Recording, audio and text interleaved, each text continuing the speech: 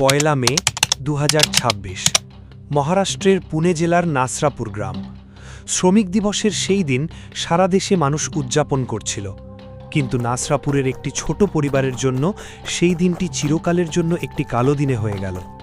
বিকেলের দিকে ৪ বছরের একটি মেয়ে তার বাড়ির কাছেই খেলছিল। পাড়ার পরিচিত মানুষ, চেনা গলি, চেনা মুখ। তার মা জানতেন না যে সেই চেনা মুখগুলোর মধ্যে একটি মুখ আসলে এক ভয়ঙ্কর শিকারীর।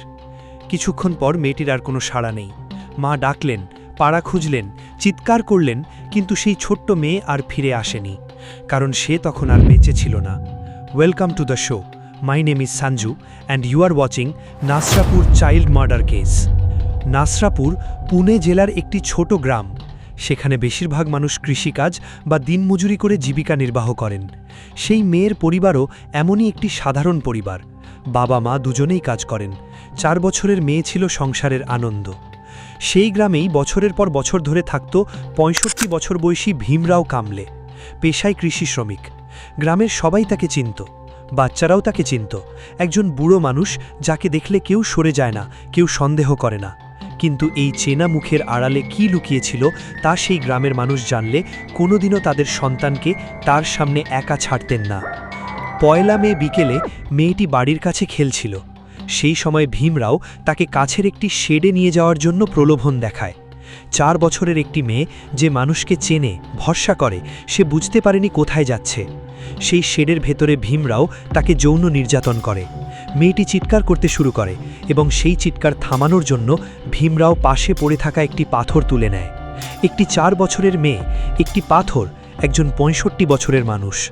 এরপর সে মেয়েটির শরীর শেডের মধ্যে লুকিয়ে রাখে এবং বাইরে বেরিয়ে স্বাভাবিকভাবে ঘোরাফেরা করতে থাকে, যেন কিছুই হয়নি।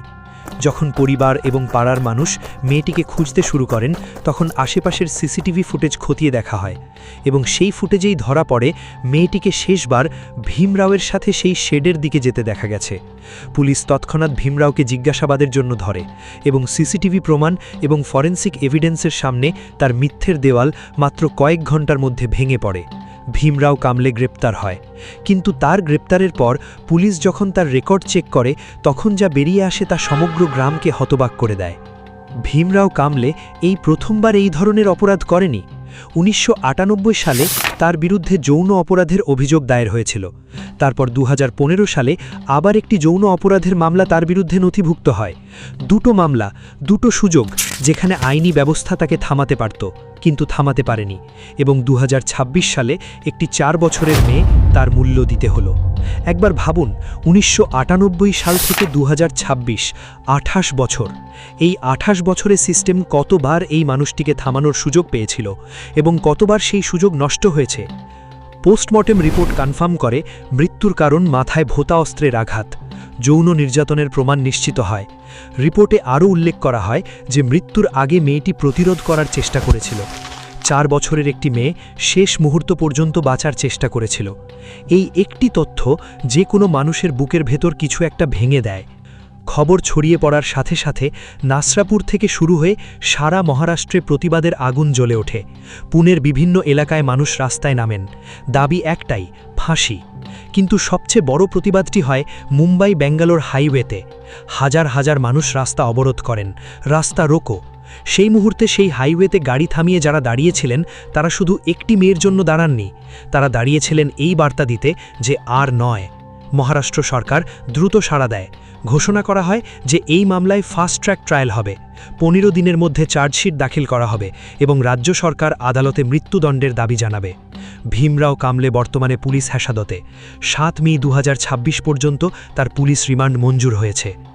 এই পুরো ঘটনায় একটি বিষয় আলাদাভাবে মনে দাগ কেটেছে। সেই মেয়ের পরিবার সরকার এবং রাজনৈতিক নেতাদের কাছে একটাই অনুরোধ করেছেন, যতদিন না ন্যায় বিচার হচ্ছে ততদিন কোনো রাজনৈতিক নেতা আমাদের বাড়িতে আসবেন না। এই অনুরোধটি ছোট কিন্তু অত্যন্ত গুরুত্বপূর্ণ, কারণ আমাদের দেশে বড় অপরাধের পর রাজনীতিবিদরা শোক প্রকাশ করতে আসেন, ক্যামেরার সামনে কান্না দেখান এবং তারপর ফিরে যান, কিন্তু ন্যায় বিচার পাওয়া যায় না।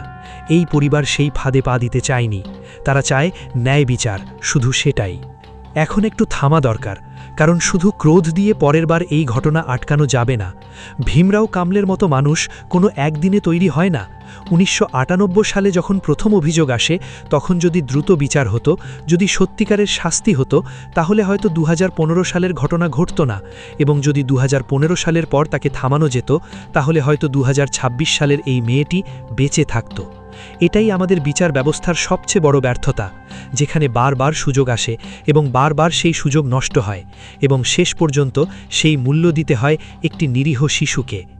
সাইকোলজিক্যালি এই ধরনের অপরাধীকে নিয়ে গবেষণা বলে যে রিপিট অফেন্ডারদের পুনরায় অপরাধ করার প্রবণতা অত্যন্ত বেশি, বিশেষত যখন তারা দেখে যে আগের অপরাধের কোনো কার্যকর পরিণতি হয়নি। ভীমরাওয়ের ক্ষেত্রে ঠিক এটাই হয়েছে। দুটো মামলা থাকার পরেও সে গ্রামে স্বাভাবিকভাবে থাকছিল, কাজ করছিল, এবং তার মনে আইনের কোনো ভয় তৈরি হয়নি। সোশিওলজিক্যালি এই কেস আরেকটি সত্য সামনে আনে। ছোট গ্রামে এই ধরনের অপরাধ বেশিরভাগ সময় চাপা পড়ে যায়, পরিবার লজ্জার ভয়ে চুপ থাকে, পাড়া মিটমাট করে নেয় এবং অপরাধী পার পেয়ে যায়। কিন্তু এই পরিবার চুপ থাকেনি, এবং সেই কারণেই ভীমরাও আজ গ্রেপ্তার হয়েছে। এটা মনে রাখার মতো একটি বিষয়। আমাদের বাচ্চাদের সুরক্ষার কথা যদি বলি, তাহলে সবচেয়ে জরুরি কথাটি হলো এই যে শিশু নির্যাতকরা প্রায়ই পরিচিত মানুষ, অপরিচিত নয়।